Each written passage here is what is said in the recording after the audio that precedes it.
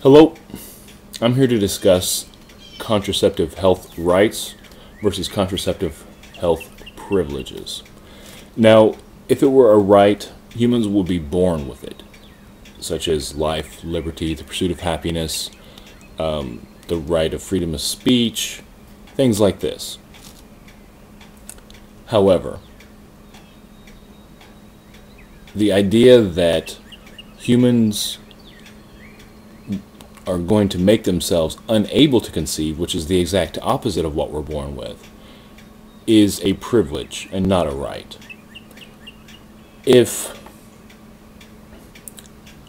we're going to give women contraceptive pills because they want to go out and have casual sex without consequences and without ensuring their partner does the right thing, what's next? Clean needles for drug users? You know, that would help prevent the spread of HIV, the spread of hepatitis, and perhaps any number of other blood-borne diseases. It's a health risk. It's looking out for them as part of the general welfare of the American people. And I would say that the people who use drugs are even more compulsory in their use of drugs than a female who wants to have sex without conceiving. There's a greater choice, one might say, to not have sex than there is to not use drugs. The idea that contraception is a right and not a privilege is a mistake. And the fact that people want insurance companies, which are not going to use the contraception, to pay for the contraception, and through programs like Obamacare, for people like me who don't have insurance, we'll either have to buy insurance or we'll have to pay a fine to support things like people wanting contraception, is a farce. You know, if you don't want the child, don't have sex, okay? Put a condom on. There are other ways around it. It's not a right, it's a privilege. There's a choice.